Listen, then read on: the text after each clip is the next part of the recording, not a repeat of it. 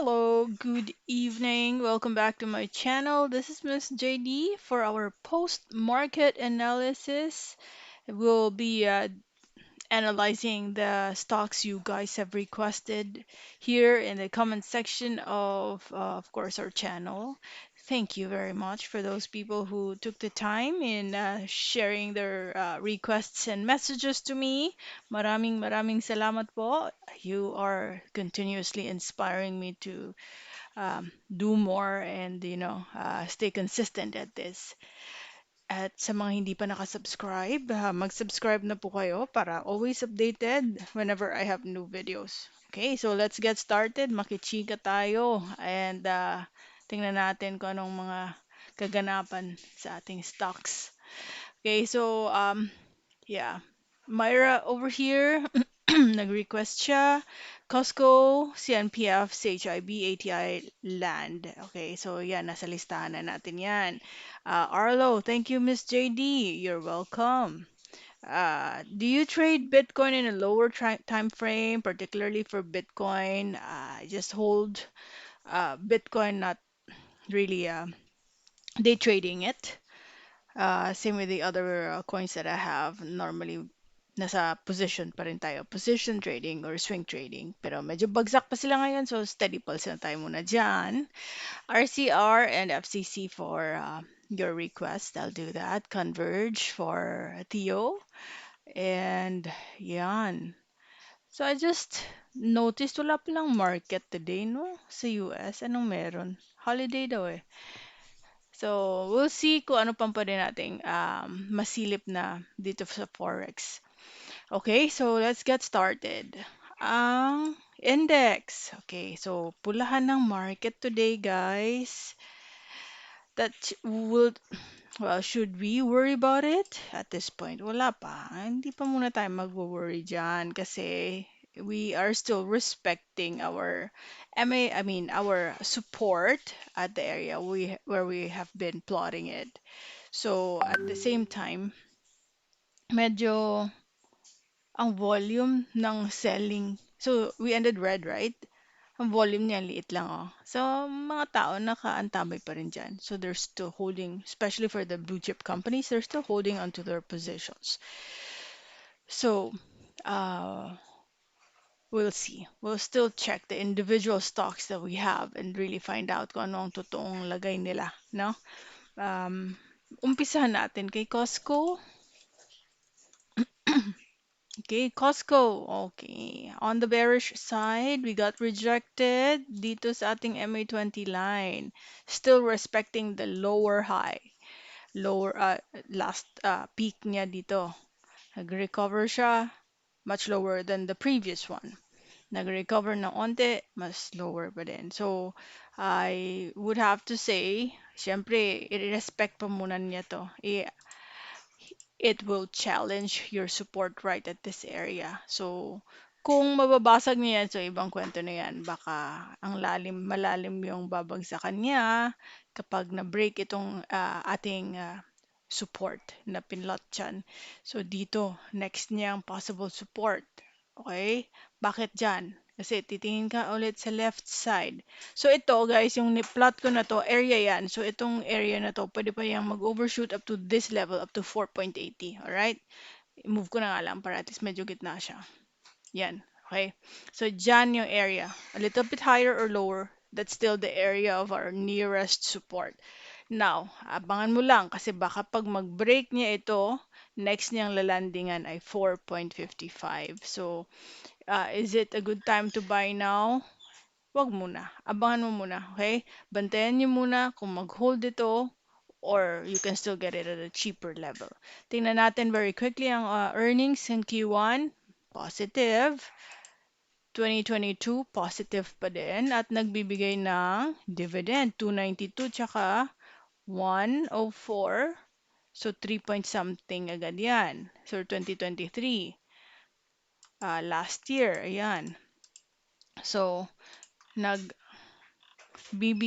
consistent din pala siyang nagbibigay, no? So, maybe something you can look into if you're a dividend investor. Ayan, see? Nag-drop din ito. Okay, this stock was not spared. Naapektuhan din siya, nag-drop.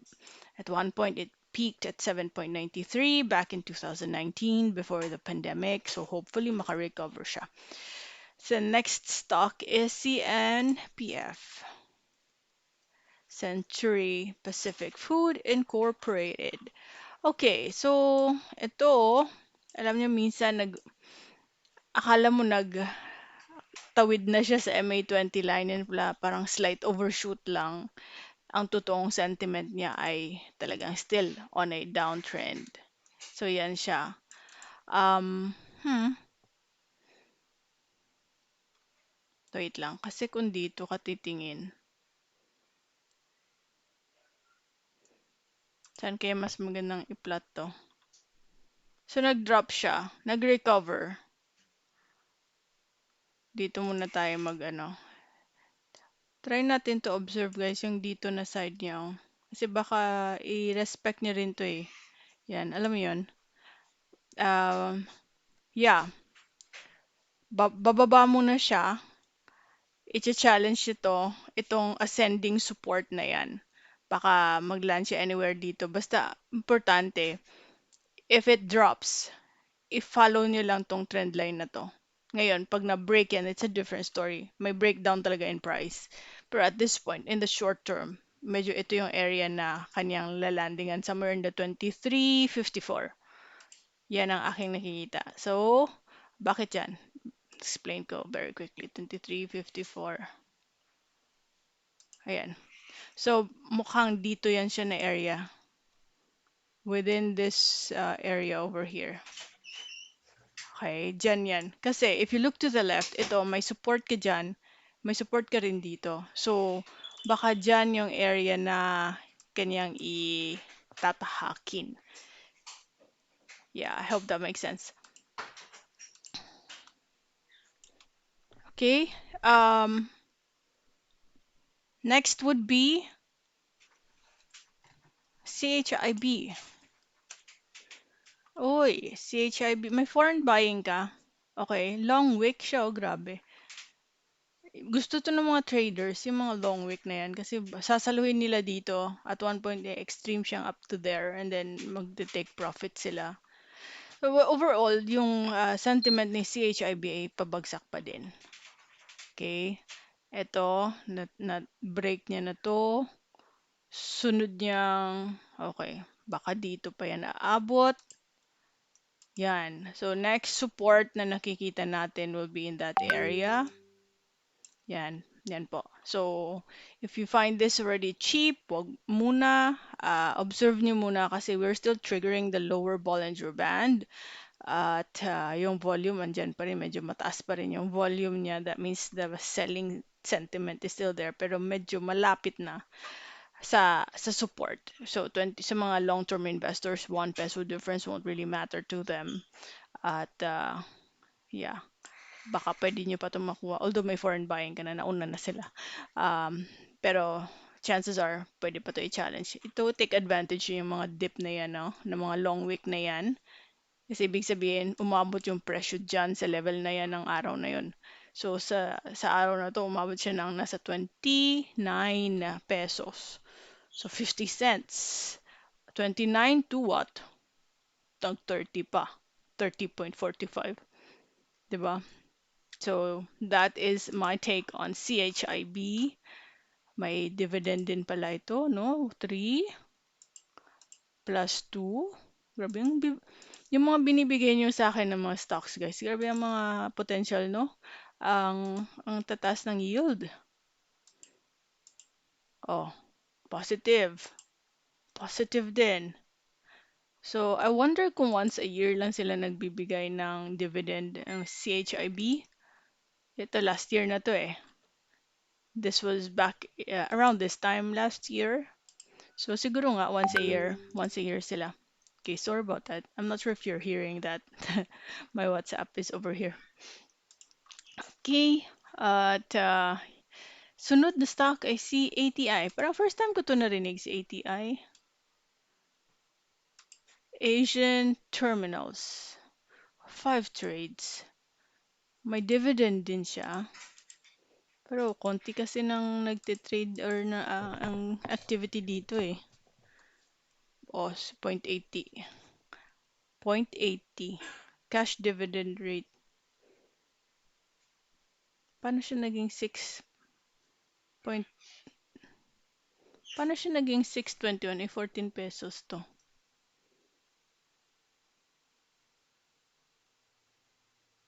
Ah, okay, okay. 10% is 1.4. Okay, 0.88 pala. Okay ah. O, so, 0.78. Dito ay 6.21. Laki din, ano? Yan. Meron din siya sa last year. Dito, earnings niya positive. Dito, positive din. So, just let me know anong business model ito for sure. Asian Terminals. Asian Terminals, ano, kung ano ang talagang business nila and how's the financial health and projects nila in the future. Ito, hindi ko to masyado nasundan eh. Profit climbs 96% to 1 billion as the revenue surge. Tingnan, basahin nga natin to very quick lang.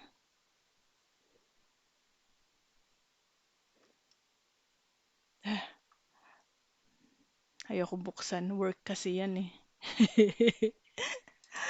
Ah, alas 10 na. Okay. Yun, 96% jump in net income. Kailan ang news? Noong May 15. Equity holders 1.18 billion in the first quarter from 601 million it booked the same period last year. During the quarter, the company recorded revenue growth of 29%. Net of government's share in revenues, the company generated 3.09 billion. Anong projects nila? In its last quarter report, the company said that revenues from the South Harbor International Containerized Cargo, cargo, yun. So, malakas. In other words, malakas yung business. Business is booming sa kanila. So, yon. So, check nyo lang if you want that. Pero, balik tayo sa chart nila. Hindi ko pa pala na-mention ang kanilang chart. Grabe, ang hirap naman ng kanilang chart. Hindi naman masyado. Um, very straightforward actually. Itong kanila, we got rejected here sa MA20 line.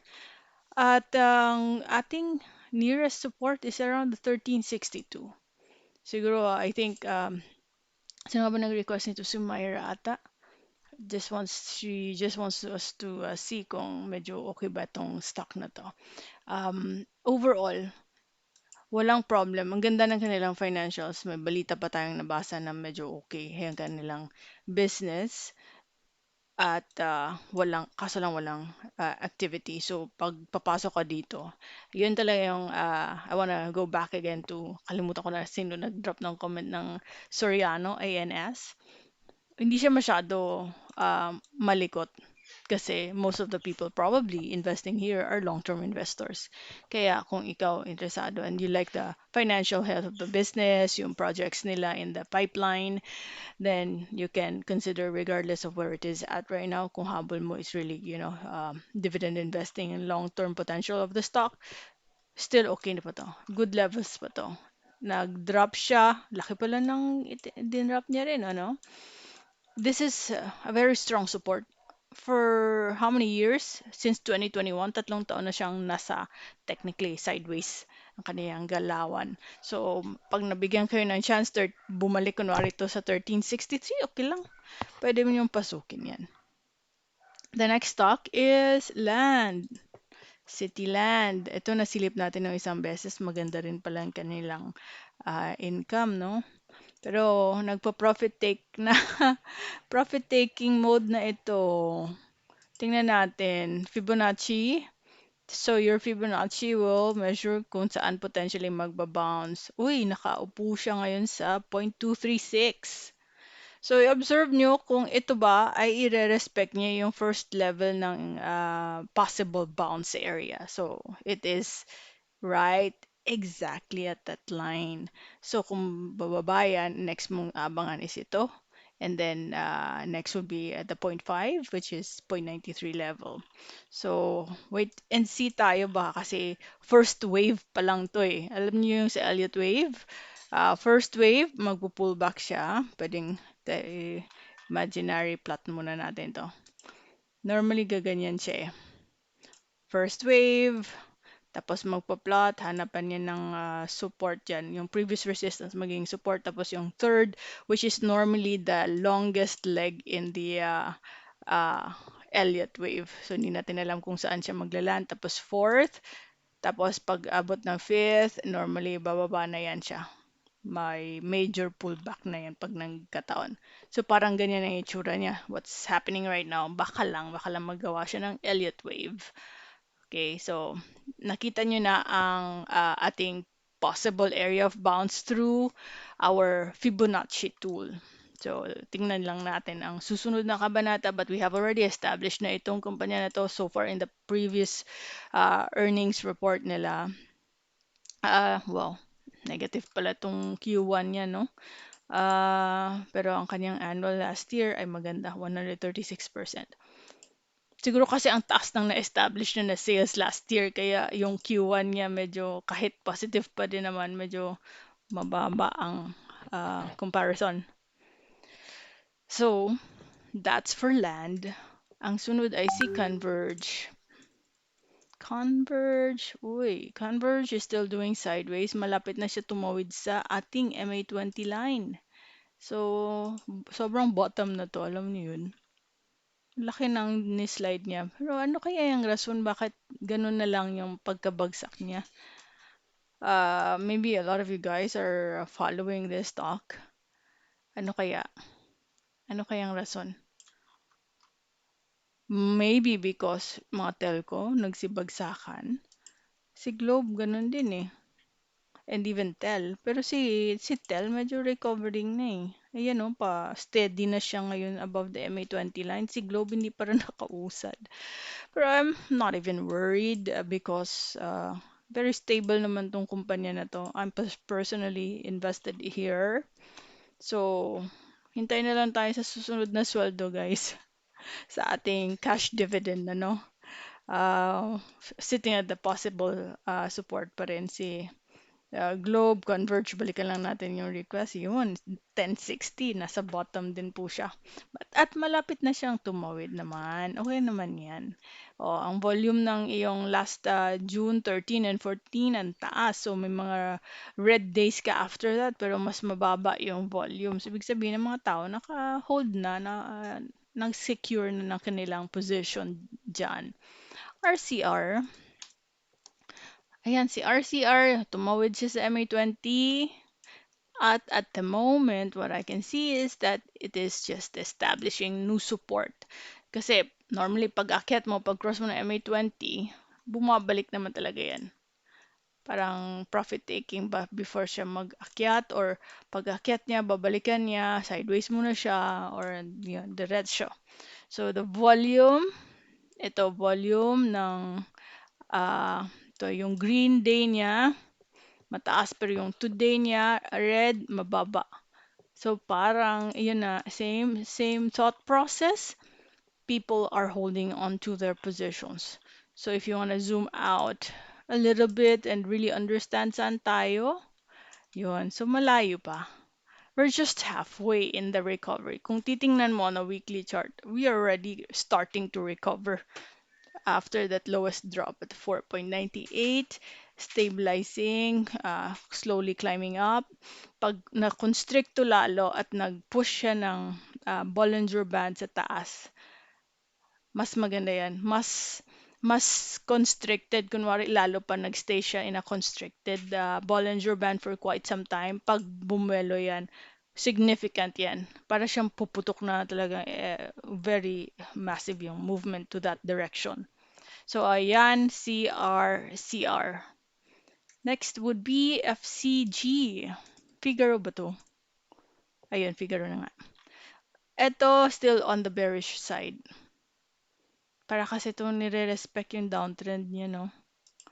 Nasa weekly pa rin pala tayo. Ganyan, no? So, dito, just be extra careful. Baka ang sentiment niya sa linggong ito ay still pababa. Baka babalikan niya yung 0.67. Yun. O, diba? Yan ang nangyayari ngayon. Lower highs, lower highs. At pagbabalik siya dito, baka balikan niya tong 0.67. Walang volume masyado. So kahit umakyat siya, kaya yan yung sinasabi ko, kahit umaakyat ang stock, basta walang volume, parang hindi yan kayang masustain. May profit taking mangyayari. Ito yung example na building up yung kanyang volume eh. Yan o. As you go higher and higher, maakyat siya. Even this, ano, yan. So, mapapansin mo talaga, andun yung buying sentiment. Ito, wala pa. So, yung mga increases in the price, short-lived yung mga kadalasan nangyayari. So, yun siya, guys. Um, I was able to review COSCO, CNPF, CHIB, ATI, Land, Converge, RCR, and FCG. Kung may nakalimutan ako, bump up nyo lang guys. Comment lang ninyo if you have additional request. Maaga akong nagigising recently, so I can even review before the market opens tomorrow. Basta mag-comment lang kayo. Okay? Sige po. Salamat and have a great evening everyone. Bye-bye for now.